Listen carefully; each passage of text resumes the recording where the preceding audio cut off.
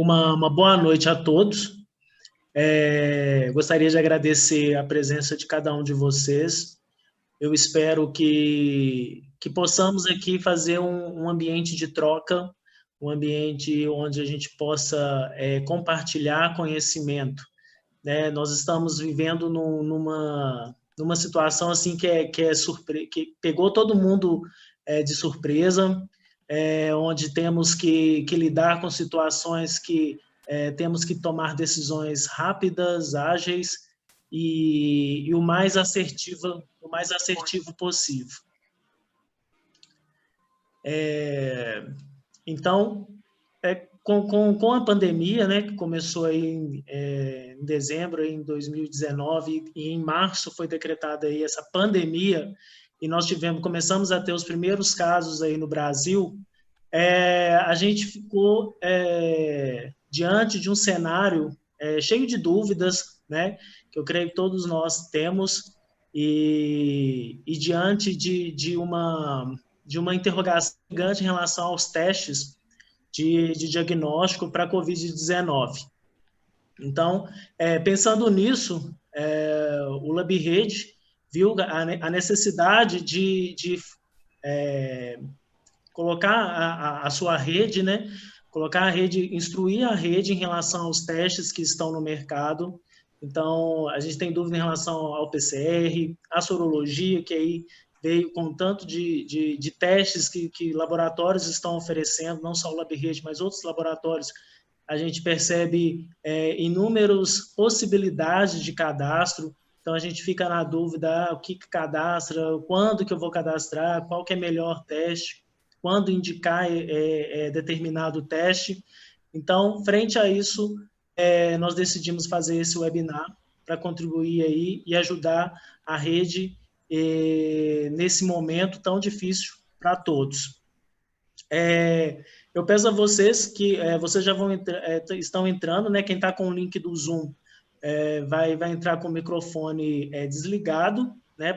Para não dar interferência com relação à microfonia e ao som. Então, eu peço que vocês usem o chat. O chat aí, quem está no Zoom, vai ter lá embaixo, a hora que você passa o cursor do mouse, vai aparecer o chat. Então, vocês podem fazer perguntas pelo chat, que a gente vai tentar responder no tempo, né, que a gente tem estipulado.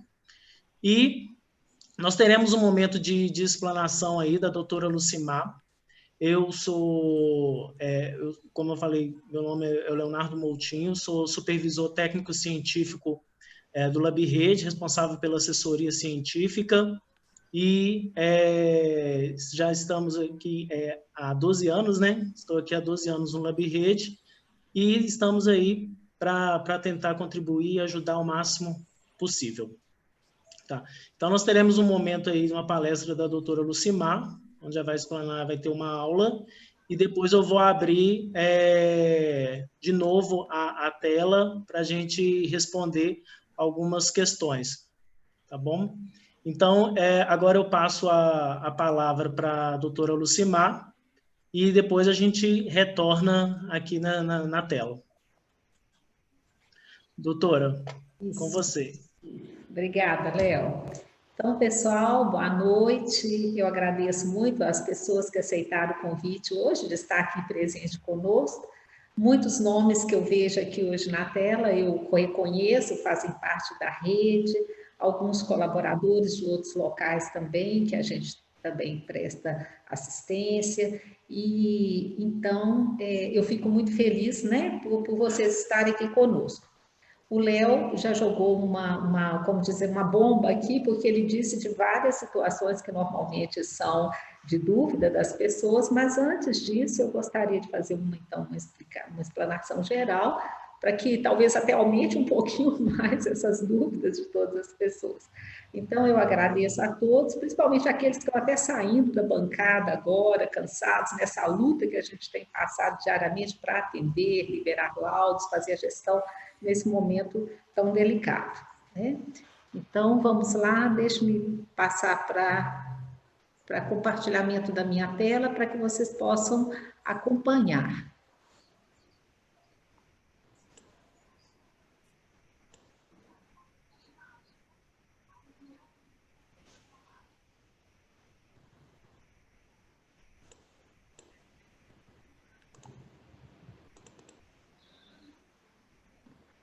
Deixa eu reduzir aqui um minutinho, a gente vai pilotando essas ferramentas. Bom, então, né, o termo, o nome dessa apresentação que foi sugerido pela equipe do LabRede seria realmente a gente falar um pouco sobre a abordagem laboratorial da Covid-19. O Léo já fez a introdução, falando a respeito da situação, né, que nós estamos vivendo, que é a situação de pandemia, ou seja, todo mundo está envolvido nesse processo desde janeiro, quando foram relatados os casos de pneumonia viral na Índia, e em 11 de março a Organização Mundial da Saúde decretou como pandemia, cujo epicentro é da cidade de Wuhan, que é uma cidade muito populosa na China Central, e hoje nós já temos uma situação de mais de 180 países afetados, um número enorme de pessoas infectadas e muitas mortes. O que nos entristece ao olhar esse panorama global é o fato de nós encontrarmos aqui o Brasil, juntamente com os Estados Unidos, e nessa cor mais escura, pretinha, mostrando que o número de casos que a gente tem tido é um dos maiores do mundo. Então, esses números por si só, eles já nos assustam bastante. No entanto, eles não são números que a gente tem a todo momento ou com grande confiabilidade. Então, eu trago para vocês um desenho que me sugere muito a situação atual, que é o iceberg. Nós, quando olhamos esses números, nós enxergamos a ponta do iceberg, mas nós ainda temos uma situação ainda não mensurada, muito maior do que a que a gente consegue enxergar. Então, os dados aqui são dados publicados nos Estados Unidos, quando se afirma que se nós temos quase 800 mil casos comprovados, nós teríamos cerca de aproximadamente 6 milhões de casos ainda não comprovados. Esses números no Brasil, né, nós ainda não temos totalmente ao certo. Mas, de fato, o que realmente interfere nessa questão de grande disseminação é um perfil diferente dessa doença, que é de pessoas que são assintomáticas, em sua maioria, ou em períodos pré-sintomáticos, estarem participando dessa disseminação. Então, esse gráfico aqui é de um trabalho brasileiro, de tentativa de traçar, né, de rastrear pessoas, mas mostra que 45% das infecções acontecem no período pré-sintomático. E já houve controvérsias, inclusive a nível da Organização Mundial da Saúde quanto a esse assunto, mas parece que essa não é mais uma dúvida que a gente possa considerar nesse momento. Vamos falar um pouquinho sobre o vírus para entender melhor, né, as etapas seguintes. Então, o vírus é o SARS-CoV-2, cujo nome vem da sigla do inglês, né, síndrome respiratória aguda grave causada pelo coronavírus do tipo 2. É um vírus envelopado que tem um formato até muito bonito, em forma de coroa, quando visto ao microscópio eletrônico, e que ganhou, através dessa ilustração que foi feita pelo Centro de Controle de Prevenção de Doenças, como sendo um ícone desse vírus para o mundo inteiro. Então, essa imagem aparentemente linda é aquela que nós encontramos o tempo todo, né, de todas as formas, de todos os lados nas informações. A quantidade de informações que nós temos, ela é em volume e rapidez absurda, né? E tem se acumulado ao longo aí desses 4 meses de uma forma até difícil de acompanhar. Porém, os coronavírus, eles já são conhecidos, não são vírus que nós estamos encontrando em contato com eles recentemente.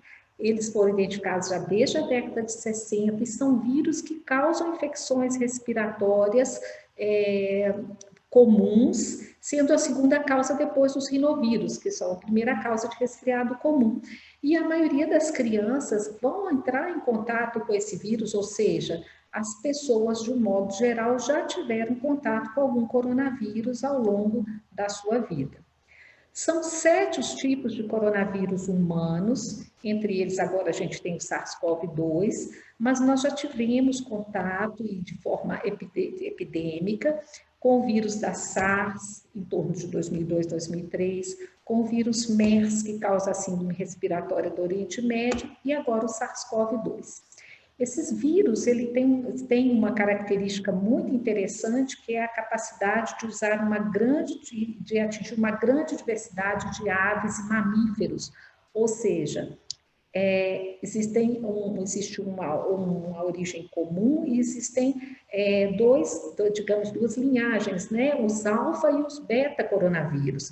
Então, por essa ilustração aqui, nós podemos localizar o vírus, o novo coronavírus, mas nós podemos, nessa linhagem beta, mas nós podemos também localizar aqui na linhagem C o vírus MERS e outros vírus também comuns. Então, são vírus que podem apresentar, então, essa transmissão entre espécies, se adaptar, apresentar alguma mutação e possuir um genoma considerado relativamente grande.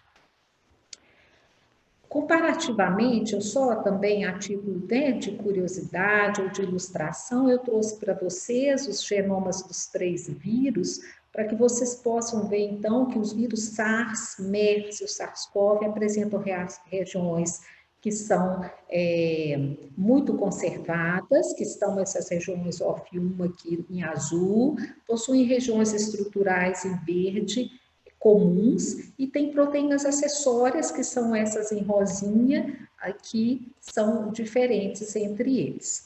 Desde o início, procurou-se um hospedeiro intermediário para essa doença, porque originalmente havia a semelhança muito grande do SARS-CoV com o vírus isolado no morcego, porém foram encontrados então animais com pulmões encharcados e foi isolado um outro vírus, que no caso é o vírus isolado do pangolim, que teria então uma homologia de DNA muito grande, cerca de 90%, com o vírus do SARS-CoV. Então, hoje, nós temos uma dica, entre aspas, do que seria esse hospedeiro intermediário, uma publicação que foi feita em abril.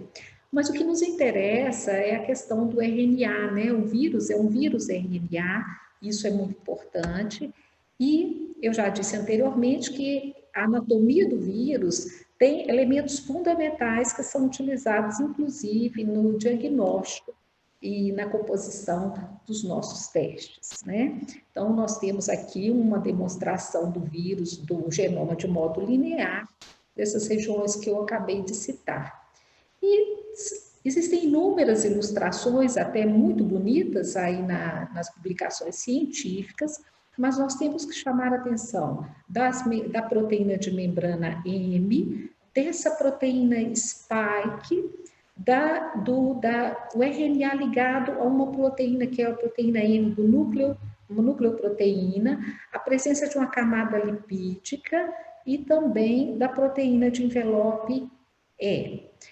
E aqui, então, uma outra representação.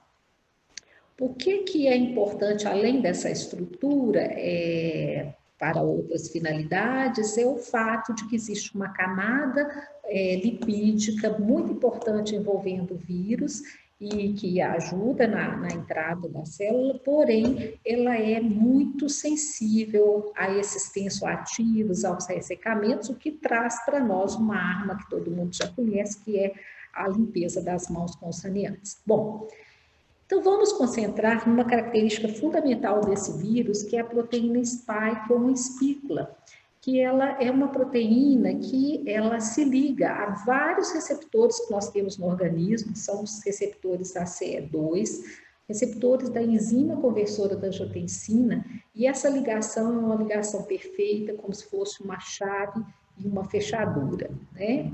Isso é importante em termos da patogênese, de todas as outras desencadeamentos que acontecem no organismo.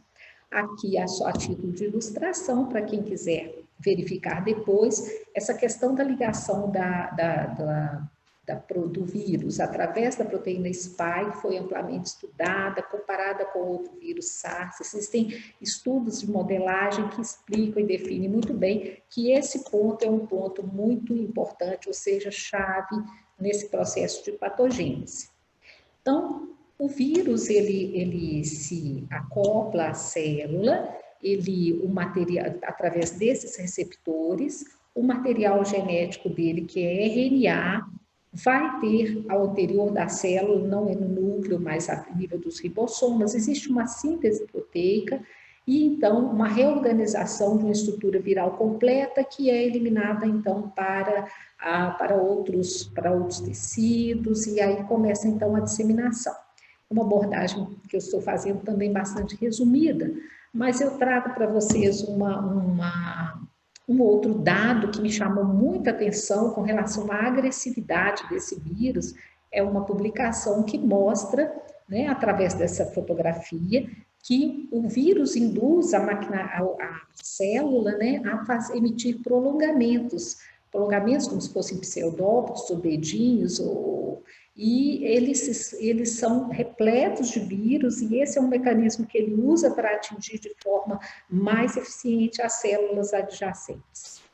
Bom, sobre a doença também, nós todos já temos, pelo tempo que a gente está convivendo com ela, nós sabemos que o quadro clínico, ele é muito variável, desde assintomático até quadros respiratórios graves, mas o que caracteriza essa doença é uma alta contagiosidade, uma baixa letalidade, né, entre aspas, considerando-se os casos que não evoluem para formas graves. Então, depois da infecção, até em torno de 5 dias, geralmente não há sintomas, e a partir daí, dependendo da pessoa, da resposta imunológica, podem surgir sintomas leves, graves, ou mesmo ausência de sintomas durante todo o período. Os casos que evoluem mal, que vão para a ventilação artificial, geralmente apresentam uma taxa de mortalidade muito alta. E o mecanismo que utiliza esses receptores, ACE2, ele é muito, digamos assim, eficiente, porque os receptores estão em todo o organismo, em todos os sistemas. Então, nós temos manifestações que não são limitadas ao trato respiratório.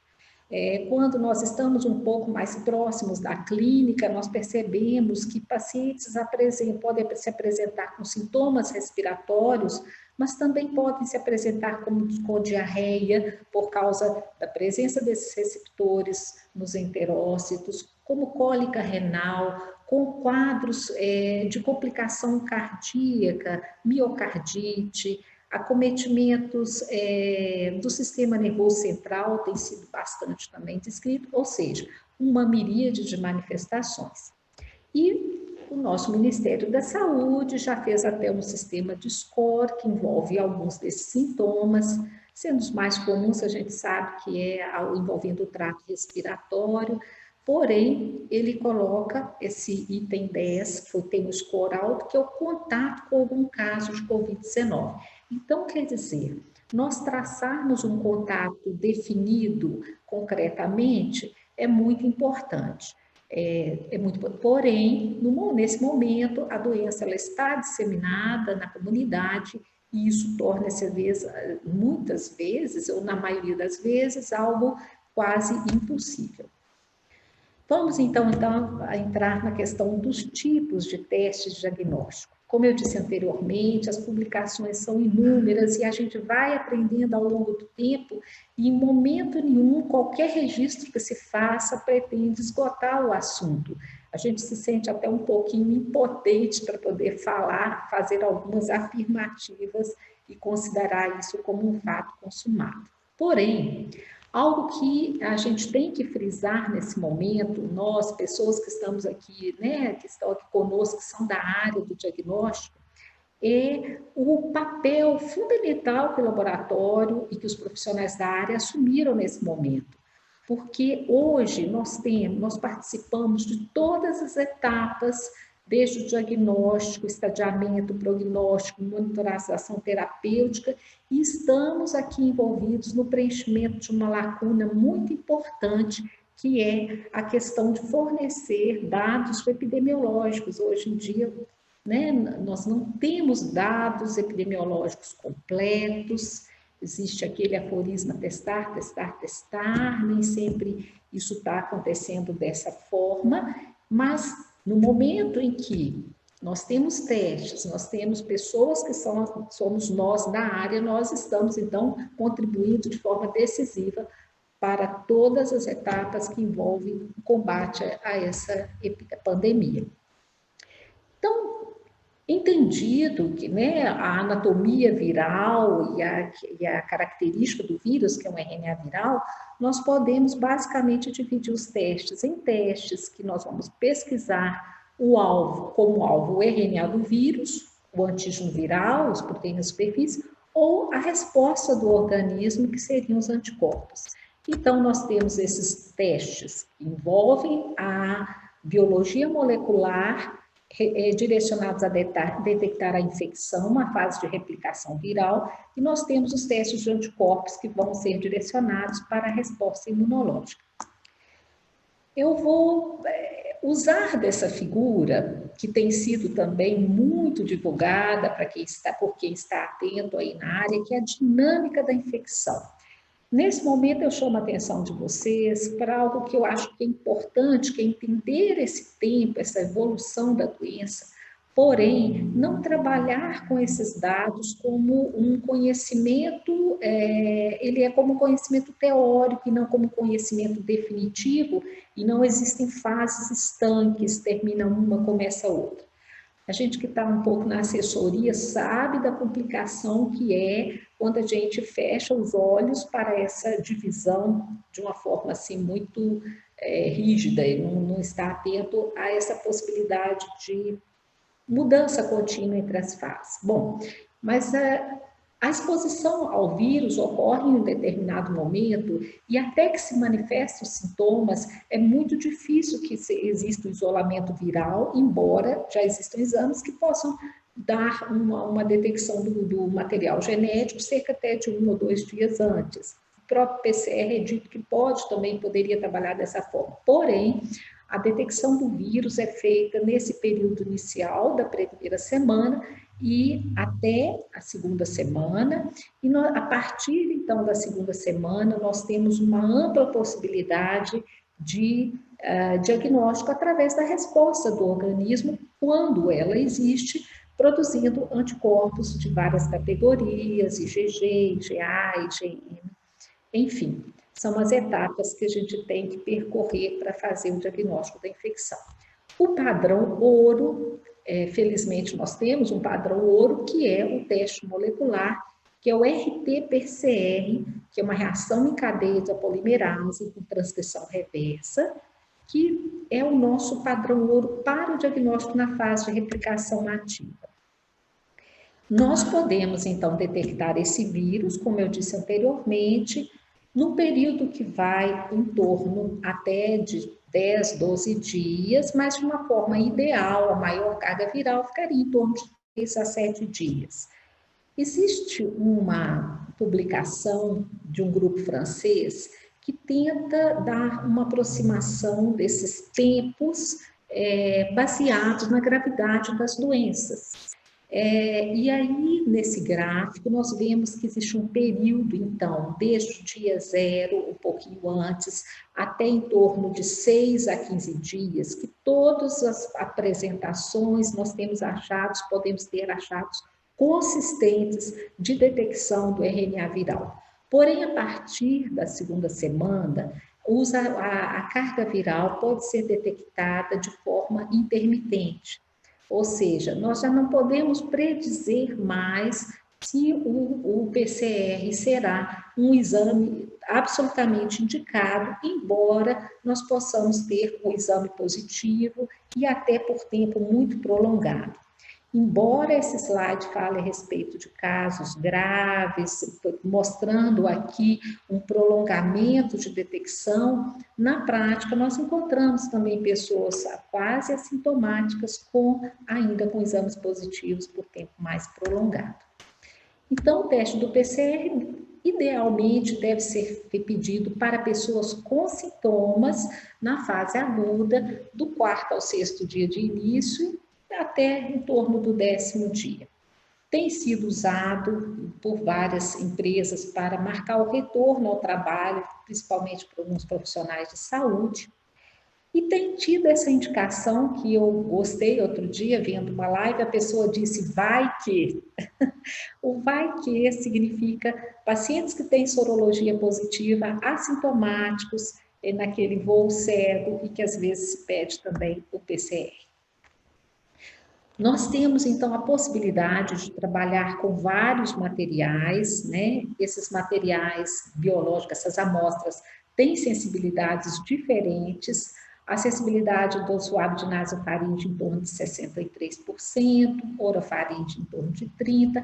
A maior possibilidade de detecção de carga viral são nas amostras de trato respiratório inferior, principalmente lavado brônquico. Contudo, eles exigem uma coleta especializada, ou seja, não são materiais obtidos basicamente pacientes que estão em cuidado intensivo, ou então aquele minibal obtido por fisioterapeutas. Nós temos também a possibilidade hoje de isolamento do material em saliva. Enfim, essa combinação de amostras de suave de naso e orofaringe tornou-se a prática nos nossos serviços, ou de um modo geral, e parece ter uma sensibilidade compatível, adequada para isolamento. E, infelizmente, até a dificuldade quanto a insumos tem permeado o nosso trabalho e alguns laboratórios, ou até mesmo optaram por apenas o suave nasofaríngeo, garantindo que não haveria tanto problema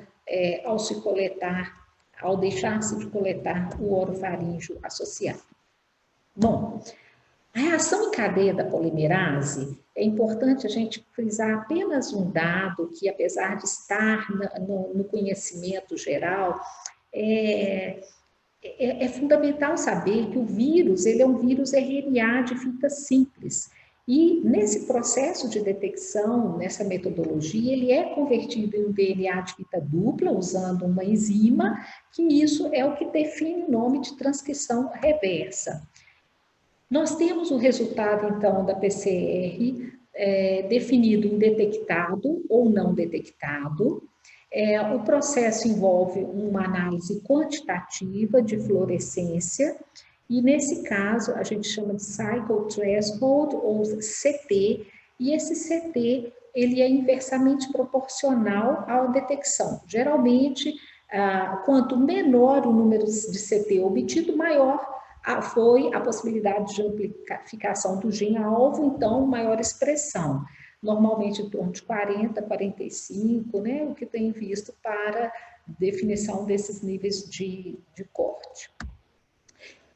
E agora? Nós estamos, então, podemos estar com a pergunta, né, que tem sido frequente em todo tipo de exame laboratorial, que seria: o PCR é um exame sensível ou um exame específico? Então, vale lembrar que a especificidade do PCR ela é próxima de 100%, mas a sensibilidade varia muito, desde 63% até 95%, de acordo com várias situações, início do sintoma, a dinâmica do vírus, o material que é coletado.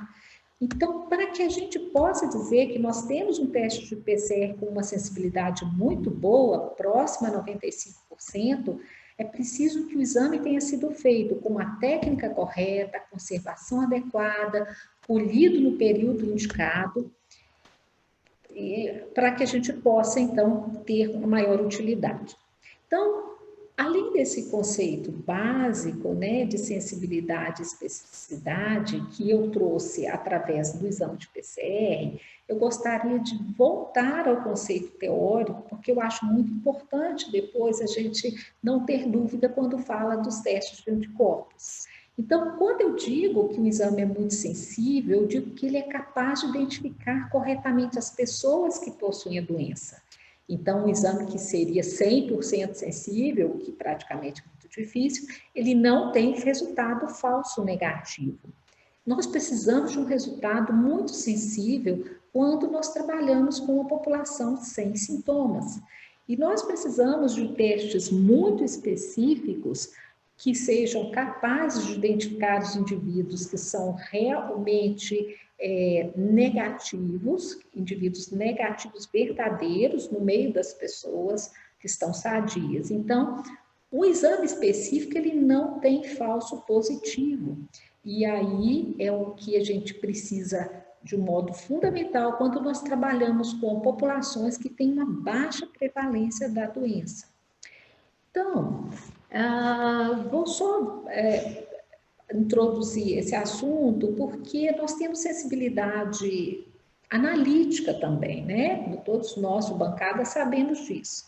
Então, inicialmente foram propostos 2 protocolos, né? O protocolo Charité, pelo Ministério da Saúde, usando como alvo o GN, e também, em seguida, o protocolo do CDC dos Estados Unidos.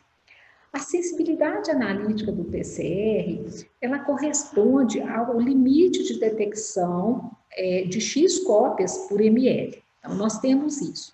Então, além dessa questão metodológica, nós temos outros fatores associados que interferem nessa sensibilidade, como eu já disse anteriormente. Todo cuidado relativo à coleta da amostra, indicação, uso do material uso do exame no tempo correto, enfim, tudo aquilo que nós já falamos um pouquinho. E nós também temos uma necessidade de um PCR com alta especificidade, ou seja, que sejam utilizadas sondas específicas para o SARS-CoV, que não façam detecção cruzada com outros coronavírus.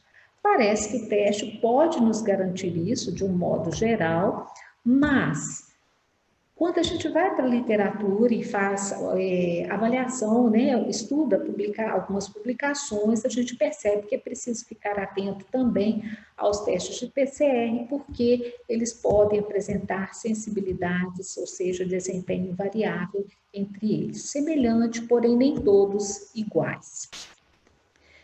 E outros testes moleculares também, nossa, a quantidade de testes que a gente tem hoje disponíveis é muito grande. Então, nós temos, além do PCR, outros testes moleculares, como o LUP, que envolve uma amplificação isotérmica, diferente do PCR. Nós temos o CRISP, que parece que teria uma sensibilidade maior, inicial. O sequenciamento de nova geração, que permitem realizar uma quantidade enorme de exames, ou seja, existem várias opções hoje em dia para o diagnóstico. Perguntinha básica, o PCR pode dar falso positivo, mediante o que nós falamos anteriormente, né, sobre sensibilidade e especificidade? Eu digo para vocês, todo exame pode ter falso positivo, e o PCR não está fora dessa situação, mas é improvável. Quando nós temos um PCR que é considerado falso positivo, a gente precisa investigar questões pré-analíticas, questões de contaminação da amostra, questões relacionadas à amplificação dos alvos genéticos. Mas não é tão raro nós encontrarmos PCR indeterminado, por diferentes causas. Essa questão da amplificação do alvo genético, que não foi atingida de modo adequado, a carga viral baixa, a coleta inadequada, a degradação do RNA viral e, mais raramente, algum tipo de mutação ou uma coleta em tempo que não é o indicado para ser feito o exame. Outra dúvida que nós temos nessa seara é a questão do PCR que não detecta o vírus quando nós estamos diante de um paciente com alta suspeição, ou seja, com uma chance pré-teste muito alta. Nesse caso, vale a pena voltar na questão da relação com os sintomas, o estudo da fase, repetir o PCR se ainda for na primeira semana. E se já estivermos na segunda semana, pensar na utilização dos testes sorológicos para apoiar essa dúvida diagnóstica.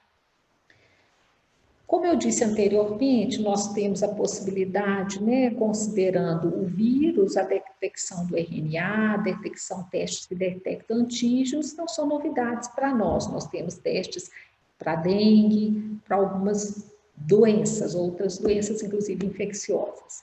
O problema dos testes dos antígenos é que, como eles não trabalham com amplificação, ele parece que tem uma sensibilidade mais baixa do que a PCR. Então, o teste negativo não vai descartar uma infecção, mas, eventualmente, considera-se que podem até ser úteis e oportunos quando não é disponível um teste molecular.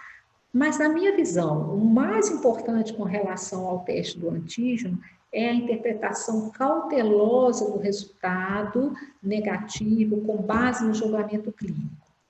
Infelizmente, a disponibilidade de alguns testes de antígeno, que hoje nós temos como testes rápidos, não está propriamente em mãos, talvez, de pessoas que estejam completamente habilitadas a dar a informação completa e o apoio, pelo simples fato também que muitas vezes são realizados sem o pedido médico, Então, o que eu sei até o momento é que a Organização Mundial da Saúde, ela espera que saiam novas publicações a respeito do desempenho desses testes, para que nós possamos conhecer melhor a utilidade diagnóstica, porém, eles não são recomendados atualmente.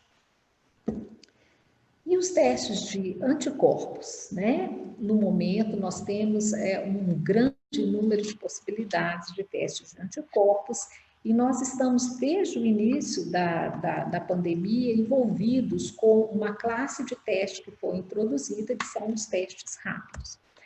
Mas antes de começar a falar dos testes, nós precisamos saber o geral que se diz respeito à produção de anticorpos, que é o que determina que o indivíduo tenha ou não o anticorpo, Você vai procurar algo que sempre existe? Não. Nós vamos procurar um anticorpo relacionado a uma fase da infecção e, geralmente, essa fase da infecção é uma fase mais tardia, ou seja, quando o indivíduo já está numa fase de recuperação. Por isso, o teste para diagnóstico do indivíduo sintomático não é o padrão ouro. E nós também temos que lembrar que, de modo usual, para todos os testes de anticorpos, a presença da resposta vai estar relacionada com a idade, com o estado nutricional, com associação com doenças que possam causar imunossupressão, por exemplo, indivíduos que têm HIV, lúpus, outras doenças, e também uso de medicamentos que possam interferir. E também devemos sempre lembrar das possibilidades das reações falso-positivas, que no caso da Covid poderia ser com outros coronavírus. Com relação aos testes rápidos, eu gosto mais da sigla que descreve nas publicações de língua inglesa como ensaio de fluxo lateral ou imunocromatográfico. Rapidez é uma característica realmente marcante do teste e talvez essa rapidez tenha, no momento inicial, superado ao critério de análise mais a fundo das possibilidades de trabalhar com algo que seja realmente de qualidade para o diagnóstico. Porque, de repente, nós nos vimos com uma invasão do mercado de muitas marcas, a maioria delas de origem chinesa, e essa invasão de mercado trouxe uma preocupação. A nossa agência regulatória passou a definir quais os testes que têm registro, quais os testes que foram validados por instituições, como, por exemplo, a Fiocruz, mas o trabalho é de tal monta que nós tivemos o apoio de sociedades científicas como a SBPC, a SPAC, a Abramed, que nos apoiaram e têm nos seus portais a divulgação daqueles testes que foram submetidos a um critério de validação. Essa é uma parte preocupante, porque pela facilidade de execução, nós temos o teste disponível em laboratórios, farmácias, e sabe-se lá onde mais, em que se possa simplesmente fazer uma punção digital e coletar uma amostra de sangue. Habitualmente, no laboratório, nós temos uma preferência por técnicas que deem resultados quantitativos, que aparentemente não deixem dúvidas, Mas no caso dos testes ditos rápidos, a leitura ela é visual. E por si só, isso já traz um complicador, que é a dificuldade de design desse tipo de teste, que marca uma linha vermelha e nós usamos sangue que é vermelho. Então, até a confusão da leitura pode existir.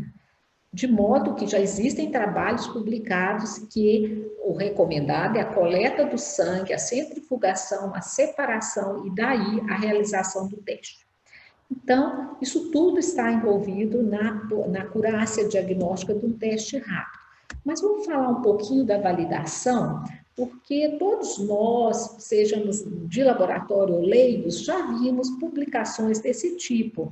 Testes com elevadíssima sensibilidade, especificidade, resultados rápidos, com muita precisão, enfim, é o que é divulgado de um modo comercial. Mas quando a gente leva os testes para a bancada, sem dizer que eles sejam bons ou ruins, eu estou dizendo apenas no critério que se chama validação, que é conhecer o teste na bancada, às vezes nós temos surpresas boas e às vezes nós temos, né, não exatamente surpresas, mas fatos, né, decorrentes dessa análise que não são tão, digamos assim, não são surpreendentes, mas que não são bons. Ou seja, num exemplo que eu trago para vocês aqui, nós temos um exemplo de um teste que teve uma concordância global de 73,7%, e uma sensibilidade que varia de 50% a 80%, né? Quando nós fazemos um estudo comparativo do resultado desses testes com amostras obtidas com PCR positivo em diferentes períodos de tempo de evolução da doença. E esse percentual de sensibilidade muito baixo nos deixa numa situação que tem sido comparada com aquela situação do caro coroa, algo que é 50% não seria tão indicado. Então, diante dessa necessidade absoluta, né, de testes em massa, de nós termos um melhor desempenho, aumentar a performance dos nossos testes, os sistemas automatizados já disponíveis, com base em ELISA, quimiluminescência, eletroquimiluminescência, passaram, então, a fornecer exames para esse diagnóstico. E hoje é muito comum os médicos se apropriarem do termo sorologia, que é um termo genérico para detecção de anticorpos, se referindo a esses testes de ELISA, CLIA e eletroquimiluminescência. Então, sorologia para COVID hoje significa detectar um anticorpo de uma dessas categorias pelas diferentes técnicas, diferentes possibilidades que existem para se fazer o exame. Nós devemos, então, nesse momento, voltar os nossos olhos para aquilo que eu disse anteriormente, que é teórico, que são os períodos de isolamento ou para a dinâmica da resposta imunológica. E olhando aqui esse perfil, nós podemos ver algo muito interessante, que é o gráfico na segunda semana de anticorpos IgG e IgM aparecendo praticamente juntos. Bem, essa informação que eu já deixo aqui é simplesmente uma releitura daquele gráfico. Se nós estamos na fase inicial de sintomas, os testes de anticorpos não são úteis, o percentual de positividade é muito baixo, dito em torno de 30%. Se nós já fazemos o teste no período mais indicado, que seria após 14 dias, então o desempenho passa para 90%. Antes disso, nós já perdemos um pouco, mas é muito diferente de se fazer o teste na primeira semana. E acima de 35 dias, nós não temos, então, um desempenho, um resultado muito acurado desses testes. E eu queria trazer para vocês, para que a gente possa conversar, algumas constatações, algumas coisas que já estão mais ou menos definidas. E uma delas, que é muito importante, é essa questão do G e do M surgir quase que simultaneamente. Porque nós habitualmente, não fazemos sorologia para doenças virais. E agora nós estamos fazendo para uma doença viral e percebemos que aquele conceito antigo de IgM de fase aguda precoce não se aplica, né? Nós temos para o COVID poderíamos dizer assim, que detectar um IgM sem IgG não é o usual. Então, essa é a grande diferença em relação a outras doenças. E o tempo de permanência também é algo que é bastante variável, segundo os gráficos de dinâmica da partícula, o M cairia mais cedo do que o G, ficaria, então, um período maior. O que se observa, então, é que se nós trabalhamos para as cegas, ou seja, inicialmente tentando avaliar anticorpos, não vai fazer tanta diferença o teste C de G e M ou de anticorpo total. Talvez exista uma certa vantagem se trabalhar com anticorpo total, porque você vai verificar se o organismo do indivíduo reagiu para a produção de qualquer uma daquelas classes de anticorpos. Nós temos também os anticorpos IgA, que parece que teria alguma preferência também na realização deles, em oposição aos testes de IgM. Existem plataformas hoje em dia que liberam esse resultado, mas não seria, talvez, uma grande vantagem também pela questão da especificidade. Então, há inúmeros trabalhos, eu apenas trouxe um mostrando essa questão do anticorpo total em todas as fases, ele apresentando níveis sendo mais precoce e podendo ser detectado em todas as fases. Chamo sempre a atenção de vocês para que a utilidade está sempre ligada ao tempo de utilização, ao tempo de indicação.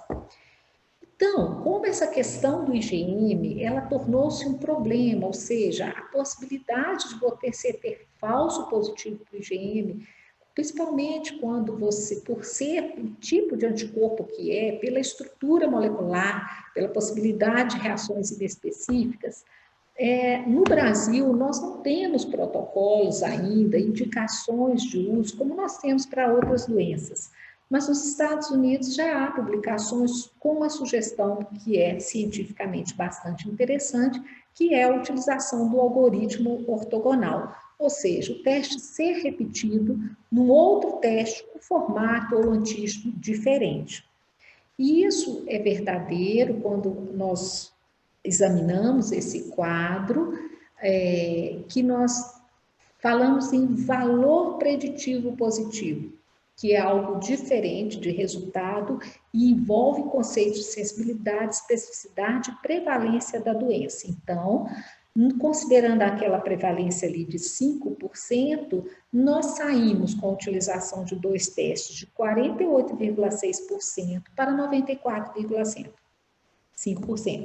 Ou seja, em todas as faixas de prevalência existe uma possibilidade de melhoria do desempenho, notadamente nas faixas de prevalência mais baixa, que seria nessa faixa menor do que 10%.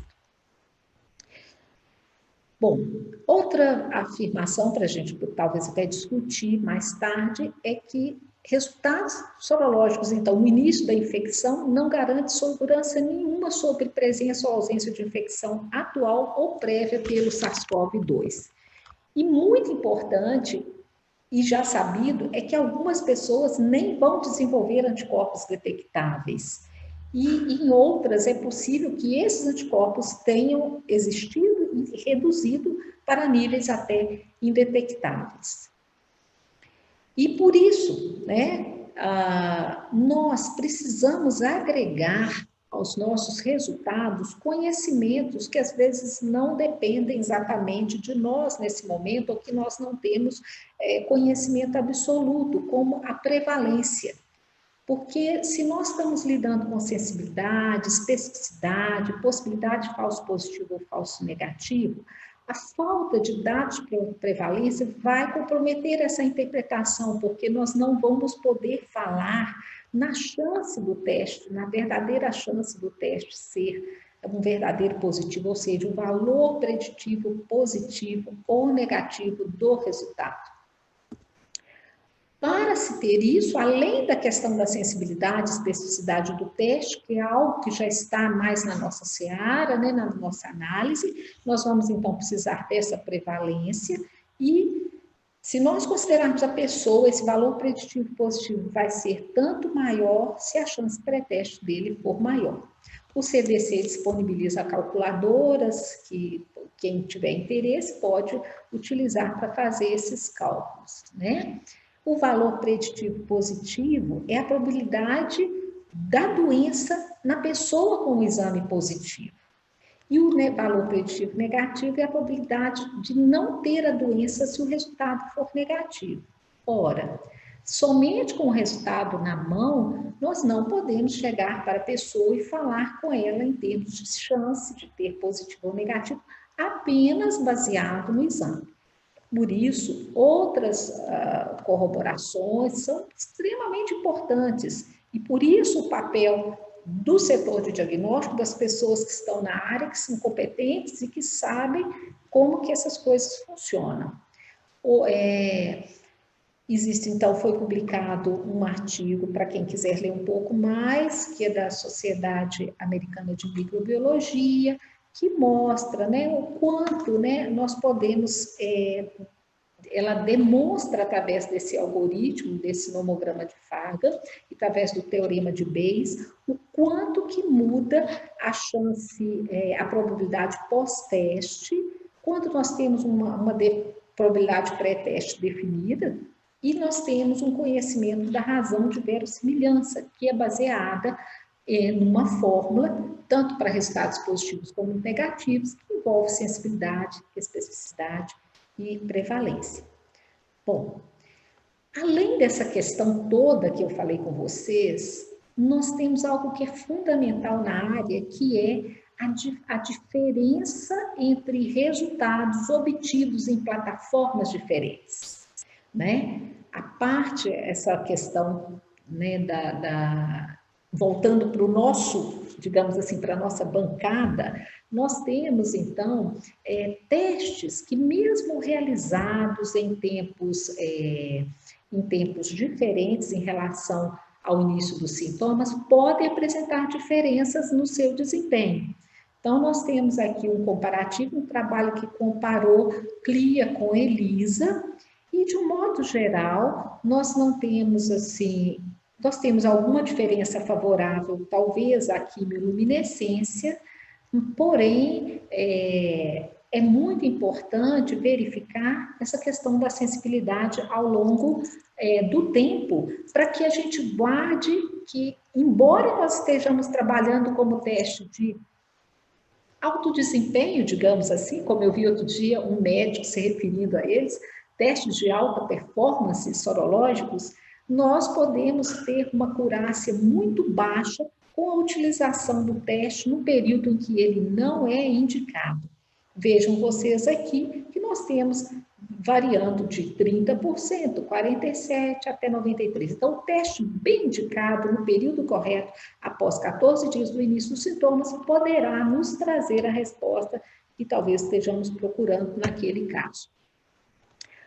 E isso ocorre por quê? Porque os antígenos usados, né, na confecção, na realização desses testes, eles ainda não são uniformes. Então, nós temos testes com design diferente. Alguns contra o spike, outros contra o nucleocapsídeo. E também devemos lembrar que os coronavírus apresentam uma homologia antigênica entre eles, e essa questão de selecionar o antígeno é fundamental para que garanta a especificidade do teste. Esse tipo de tela que eu trago aqui, ele é bastante comum e, particularmente, não é a minha preferência. Eu, particularmente, não sou a favor daqueles gráficozinhos prontos, embora eu saiba que eles ajudem muito, principalmente os clínicos, dão de certo direcionamento, mas é que a questão é tão dinâmica e ela envolve tantas outras variáveis que, na minha opinião, o ideal é você estar sempre de posse do exame e de outros dados, que não estão exatamente ali na sua mão na hora que você pega o resultado, elas estão na fase pré-analítica e até fora da pré-analítica com os dados de prevalência. Mas uma coisa é certa, todos os casos que nós tivemos um PCR reagente, e nós estivermos trabalhando com a tríade, detecção por biologia molecular e anticorpo, nós podemos estar diante de um paciente que está na fase de infecção ativa. A menos que esse teste, esse resultado de IgG, como aparece aqui, desses 2 casos aqui, nos auxilie, então, a pensar, dependendo do tipo de teste, que eles sejam verdadeiros positivos e que essa persistência do PCR possa estar sendo no período posterior, ou talvez na segunda, terceira semana, enfim. Mas o resultado do PCR é um balizador muito importante. Quando a gente tem PCR negativo e tem sorologia positiva, seja qualquer uma dessas, nós temos que pensar, abrir a cabeça e pensar em situações que envolvem a negatividade do PCR. O exame, como eu falei lá no início, ele é muito bom, ele tem uma sensibilidade acima de 60%, mas o número de resultados negativos que nós encontramos, inclusive em pessoas que têm uma suspeição alta, chega a incomodar. E nos incomoda na área do diagnóstico, principalmente por questões de reforçar a técnica, toda essa etapa pré-analítica, porque realmente nós, em determinado momento, nós vamos estar descartando a infecção, que é algo bastante problemático. Bom, 2 artigos foram publicados recentemente, que são muito importantes, na minha opinião, na nossa área, que são 2 artigos de revisão. Um é o estudo Cochrane, e outro, essa revisão, que é esse aqui, e outro que é a revisão publicada pelo British Medical Journal, porque são estudos que envolveram a meta-análise e incluem numerosos artigos. Na minha opinião, eles parecem semelhantes em termos de resultado, mas esse quadro do artigo do British Medical Journal é o que eu vejo mais sendo divulgado, né? Porque quadros dessa forma são fácil visualização e trazem uma resposta rápida. E convenhamos, né, o número de publicações pré-proof não revisadas deixa a gente quase maluco, porque é muita coisa que tem aparecido. Enfim, então esse estudo do British Medical Journal envolve 40 publicações, a maioria da China e de outros países, como Alemanha, Estados Unidos, Itália, vários países, e quase 30 mil testes.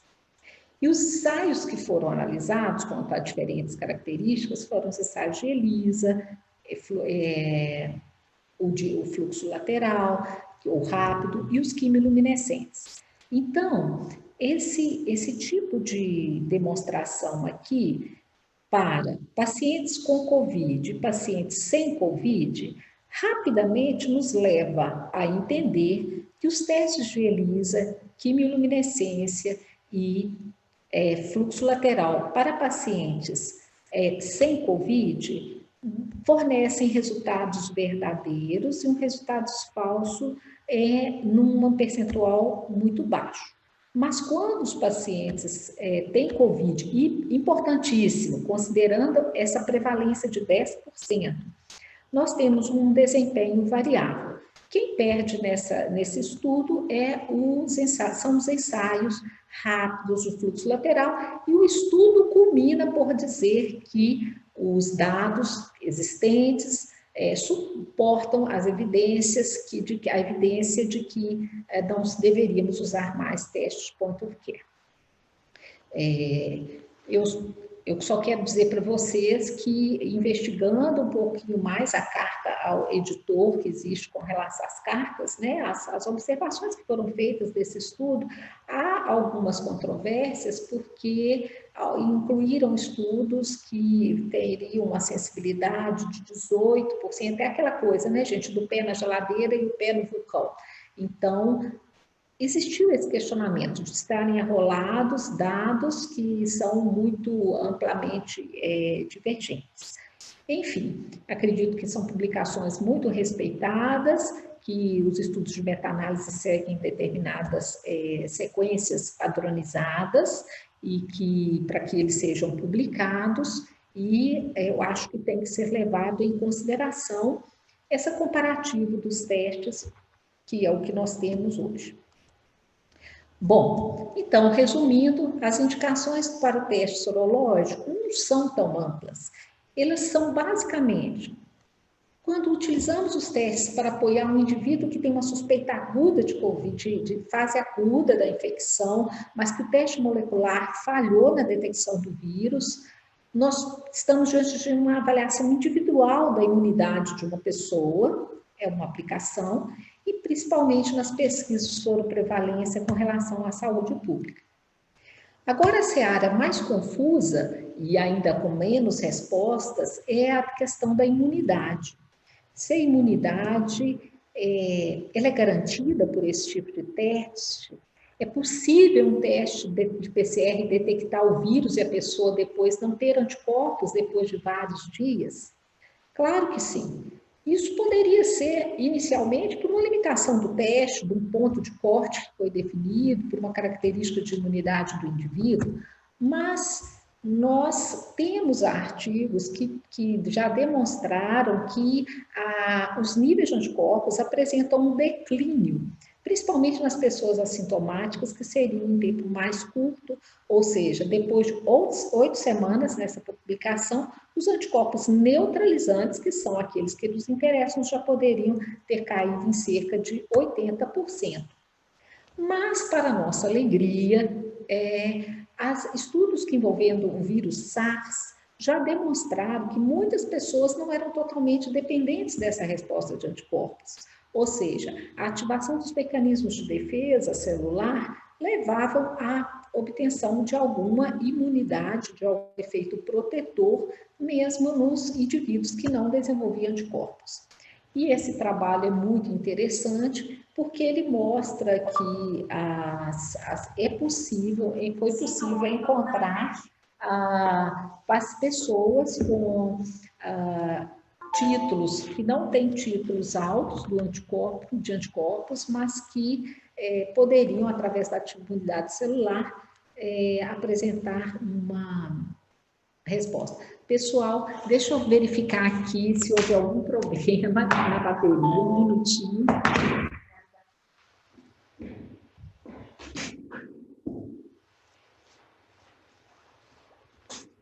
Pausa técnica, mas está no finzinho. Então, a orientação geral, gente, é que nós nunca poderemos trabalhar com um teste negativo e assumir isso como definitivo para descartar uma infecção. Existe tudo isso que foi falado, da dependência da dinâmica temporal, da resposta imunológica, níveis de anticorpos, dados de prevalência e também reações cruzadas com outras doenças, né? No caso de testes falsos positivos. E em nenhum momento nós devemos usar um teste para tomar uma decisão.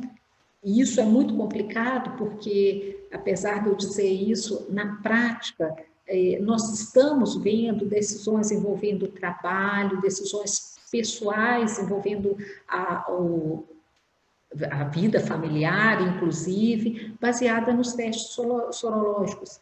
E, então, jamais nós podemos também, nesse momento, afirmar que o resultado de um teste poderia ser balizador para que diminuíssemos as nossas barreiras de proteção, equipamentos de proteção, medidas de distanciamento social, por exemplo. Então, eu gostaria de finalizar, né, agradecendo a paciência de todos, porque esse tema, além de ser exaustivo na nossa vida diária, né, que ele tem sido na nossa área um bombardeio de informações, como acho que nunca se viu antes.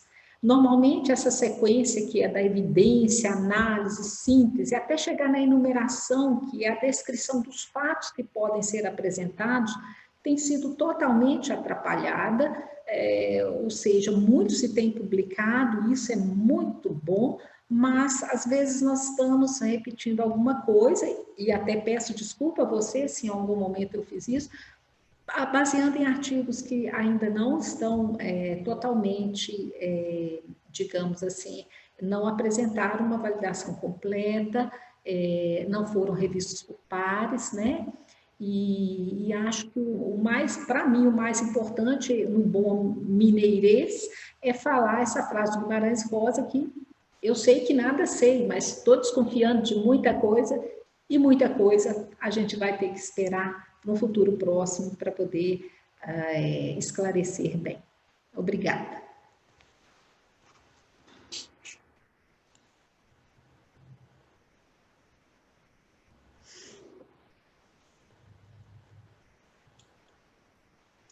Doutora, excelente explanação, muito esclarecedora. Eu acho que deu para, digamos assim, clarear um pouco as dúvidas que a gente tem em relação aos testes e as dúvidas que a gente tem aí na nossa rotina laboratorial. Eu estou vendo aqui, quem quiser fazer algum comentário, alguma pergunta, fiquem à vontade aqui no chat, ou aí também no YouTube, nós estamos acompanhando. E, doutora, tem um comentário, uma pergunta, na verdade, do Marcos Massessini, lá no YouTube. Um abraço aí, Marcos, está prestigiando a gente aí. E ele comenta, doutora, que no início da sua apresentação, você falou sobre a proteína spike. E ele pergunta se você, na sua revisão, viu se tem algum ensaio que avalia o desenvolvimento, né, de anticorpos neutralizantes. Oi? Ficou mudo aqui? Ficou mudo? Deixa eu repetir aqui. Não ficou mudo, não. Agora eu estou te ouvindo, estou te ouvindo. Olha, essa questão, o anticorpo neutralizante, existem ensaios que afirmam estarem mais voltados para essa detecção de anticorpos neutralizantes. A detecção do anticorpo neutralizante é aquela resposta de $1 milhão, né? Porque está relacionada ao desenvolvimento da imunidade. Todos nós procuramos essa resposta, queremos saber, inclusive, se esses níveis que nós detectamos são compatíveis, inclusive, para utilizar para pessoas para tratamento com plasma convalescente, né? Porque eles seriam úteis nessa abordagem. Mas eu acho que nesse momento, embora o design de alguns testes, né, já possa garantir isso, eu me sinto no momento em que a gente precisaria aguardar um pouquinho para ter mais resposta quanto a essa classe, né, essa ligação direta do design do ensaio com esse nível de anticorpo. Acho que está no meio daquelas perguntas que a gente ainda precisa aguardar um pouquinho para ter uma resposta bem certa, Marcos. Sim, aquelas perguntas de vestibular, né, doutora? Apesar, né, da gente não é pelo desconhecido o design das metodologias, porém, falar de anticorpos neutralizantes e linkar a presença desses anticorpos com outras situações são correlações que, no momento, eu, pelo menos, não me sentiria, né, à vontade de forma alguma de fazer isso. Sim. Doutora, um comentário, você como também é proprietária de laboratório, eu acho que vale a pena colocar aqui a experiência que você tem tido, porque muitos laboratórios me ligam, muitos clientes ligam na assessoria, justamente porque a maioria hoje que procura o laboratório para fazer testagem são assintomáticos e que querem saber em relação à exposição. E aí, muitas vezes, qual teste melhor, qual teste que eu vou testar, qual que eu vou ter certeza, como que tem sido isso no laboratório da senhora? Tem sido, eu acho, como em todos os laboratórios, né? Desde que você não tenha uma indicação médica do exame, que já veio, então, de uma avaliação prévia, do todo o contexto que eu disse de possível sintoma ou não de contato definido ou não, porque contato definido do ponto de vista epidemiológico também tem que ter critérios, né? Essa indicação, ela é chamada indicação de balcão, né?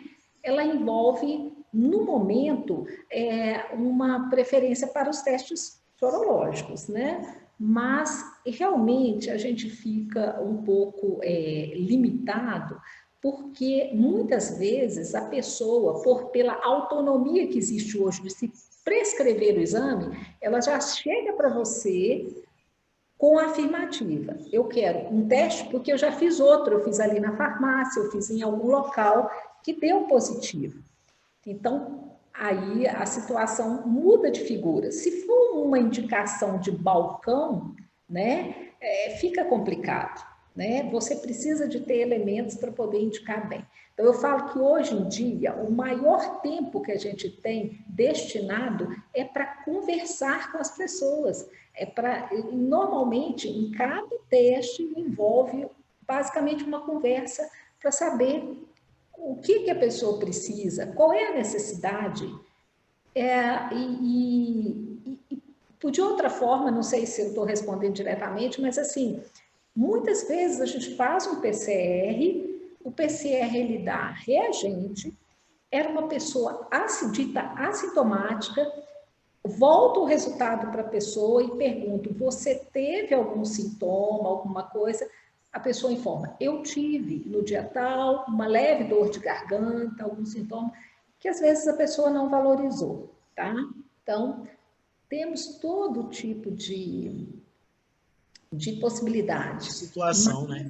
Os testes rápidos, eles ainda continuam na bancada, na rotina, é um fato que, primeira coisa, se você vai disponibilizar o teste, você tem que conhecer o teste. É aquilo que eu disse anteriormente. Nada vai ser bom ou ruim se você não conhece o que você está trabalhando.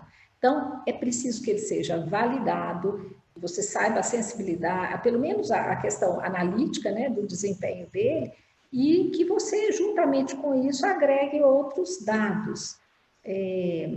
Acho que as empresas têm usado muitos testes rápidos, algumas já estão mudando essa visão, mas eu não acho que seja uma preocupação epidemiológica, muitas vezes, às vezes é uma questão mais de cumprir, né, algumas obrigações. Certo, muito obrigado, doutora. Deixa eu ver se tem mais algum comentário aqui.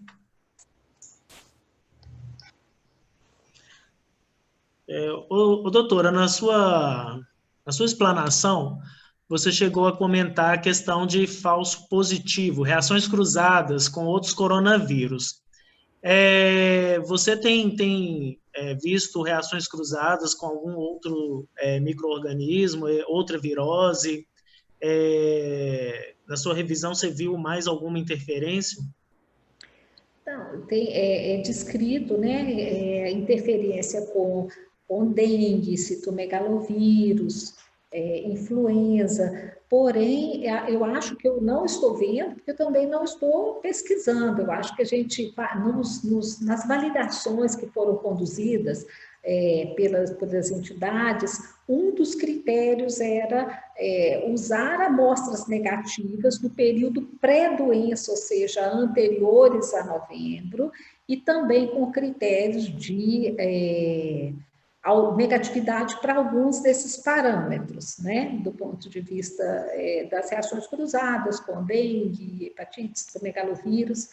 Então, assim, eu não posso responder que eu estou vendo, porque eu também não estou pesquisando. O que eu tenho visto com muita frequência é o IgM positivo isolado, que sempre me preocupa e que, quando você associa outro teste, ele usualmente não se confirma.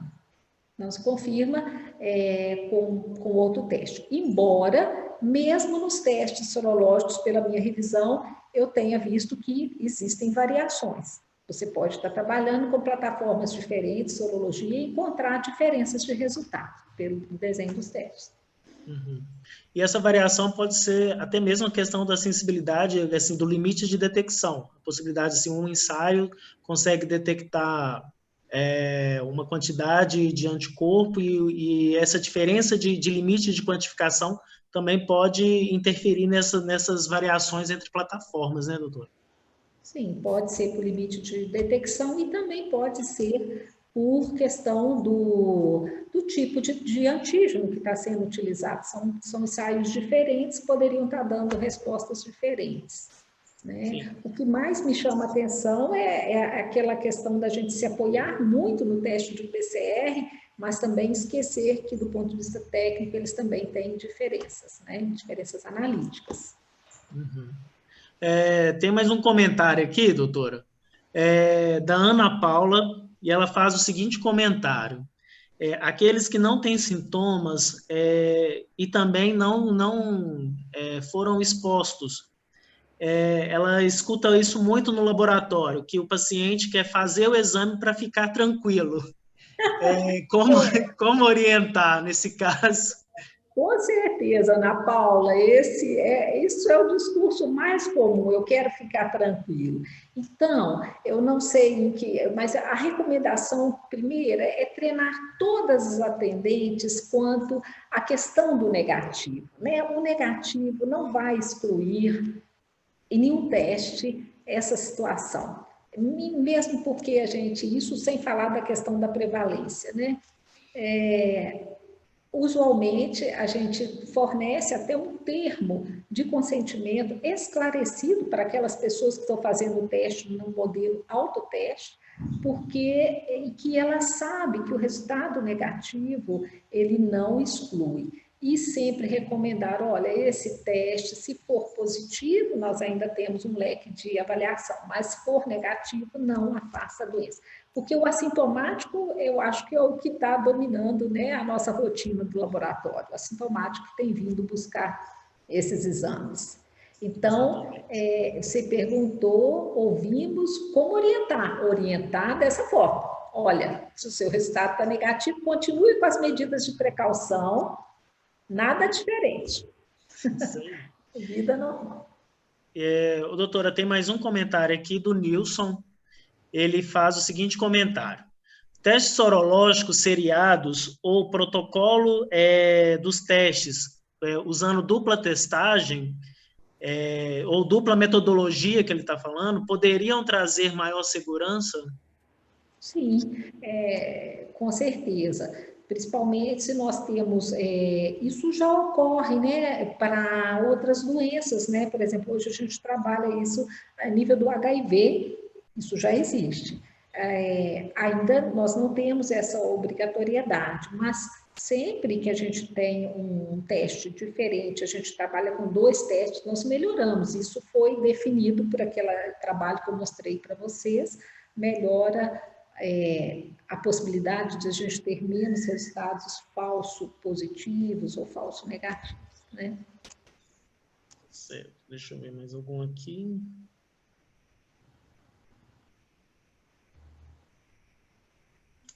Outra coisa que a gente também fazia muito, né, é o Nilson, né, e que realmente existe uma limitação no momento, mas é que toda a vida nós trabalhamos com sorologia com testes pareados, com testes, né, comparando a evolução.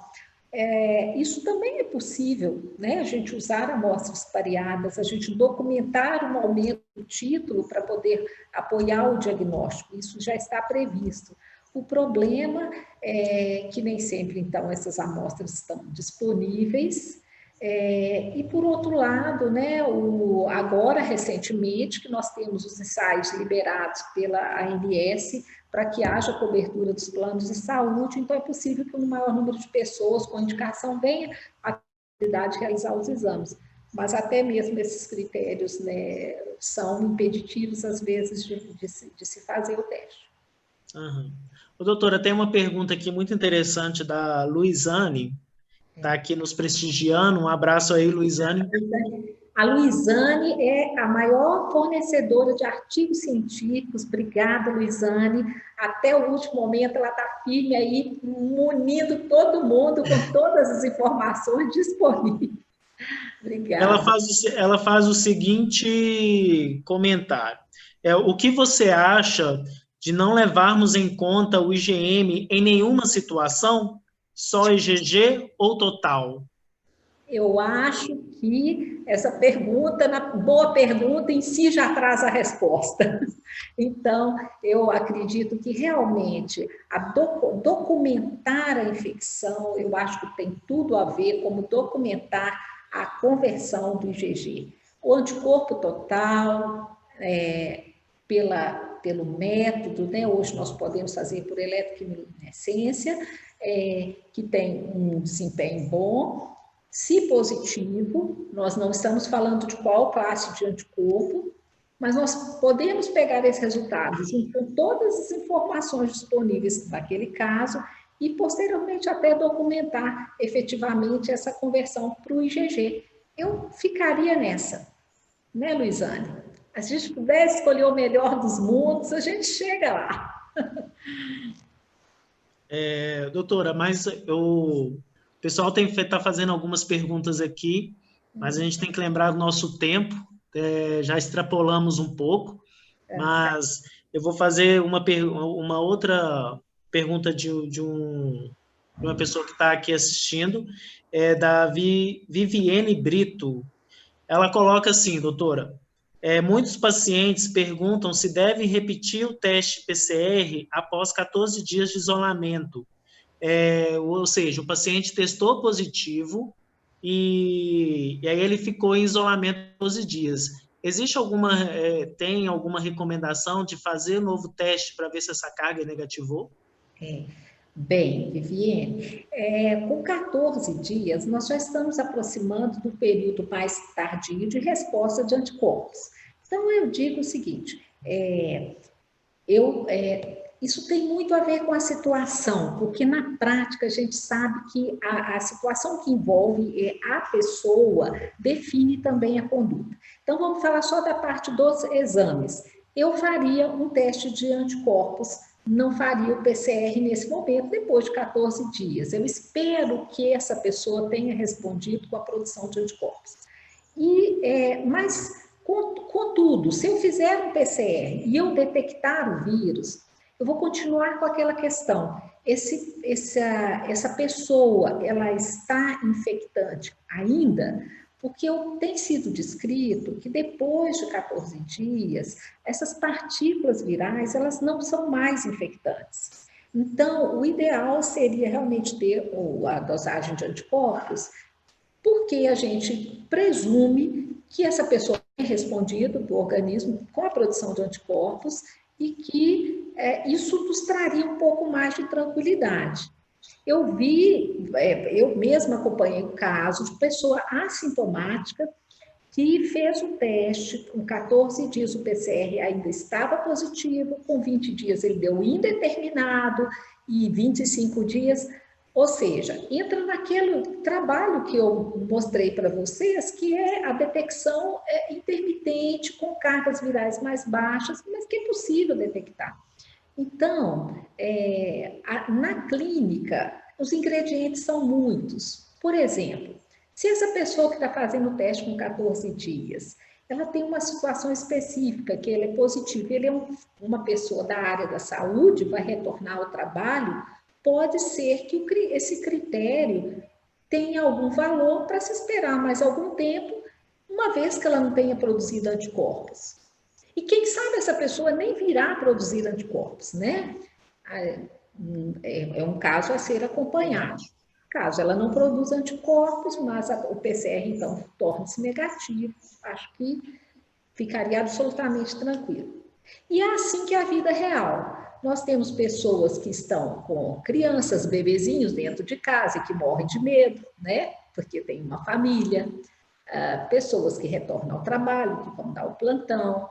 Nós temos diferentes protocolos para retorno ao trabalho, baseados em testes, sem ser referenciados a testes.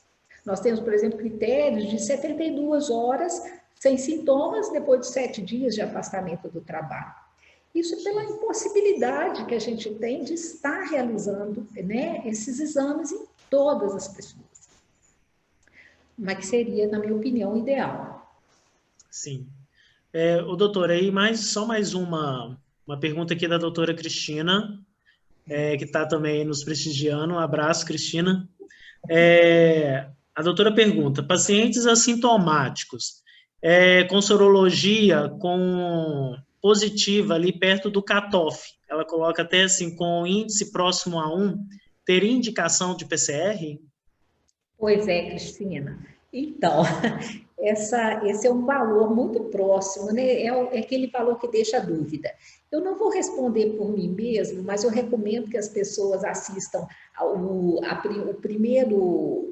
primeira aula apresentada pela Sociedade Brasileira de Patologia Clínica, junto com a Sociedade de Imunologia, que foi muito bacana, né? Está gravada no YouTube, para que e essa pergunta foi feita para um infectologista. E então, assim, existe aquela coisa que eu disse lá atrás, o vai que. O vai que é uma dúvida que está até nos clínicos. Então, é o seguinte, esse valor, na maioria das vezes, esse valor muito próximo, muitas vezes não se confirma. E se a gente puder fazer amostras pareadas, como era antigamente, nós vamos demonstrar isso, que talvez não fosse necessário. Mas dependendo do contexto clínico, a indicação é, às vezes, fazer o PCR mesmo, para verificar se ainda é possível detectar o vírus. Acho que é isso, doutora. Tá muito bom, né, conversar sobre. Tá bom a prosa, né? Prosa de mineiro. É verdade. Doutora, mais uma vez eu gostaria de agradecer em nome do LabRede. A doutora Lucimar, ela faz parte da assessoria médica aqui do LabRede, então, para esclarecimento de dúvidas, ela está à disposição para atender a toda a rede, né? Nós também, da assessoria científica, damos todo o suporte que vocês precisarem, então podem nos contactar. E eu gostaria de agradecer a todos pelo prestígio, digamos assim, pelo tempo, né, disponível. E aí deixo também, doutora, se você quiser fazer alguma consideração, fazer algum agradecimento. Sim, eu agradeço a todos a paciência de estarem aqui até essa hora, né? Depois já de um dia, às vezes, exaustivo de trabalho, mas e convido a todos para continuarem conosco nessa jornada, que é de cada vez mais aprender sobre essa ameaça invisível, né? E poder contribuir com esse momento tão importante que seguramente, né, temos a esperança de que ele vá passar, né, com o apoio de toda a sociedade, né, de tudo que está envolvido nesse contexto, e vamos em frente, né, seguindo no nosso conhecimento, que ainda é muito pequeno. É isso aí. Obrigado a todos. O link vai ficar disponível no YouTube. Quem quiser rever a aula, tá? Ela vai ficar gravada. Depois é só pedir o link. E, no mais, muito obrigado. E até a próxima, né? Que virão outros aí. Ô, Leonardo. Oi. Aproveitar e falar, né, para as pessoas se inscreverem no nosso canal do YouTube agora. A gente está com um canal oficial lá. Sim. Entre então na página do LabRede e se inscrevam lá. E aí, essa aula vai estar gravada lá no YouTube, né, Wander? Ok. Então tá. Obrigado, pessoal. Uma boa noite a todos e bom descanso.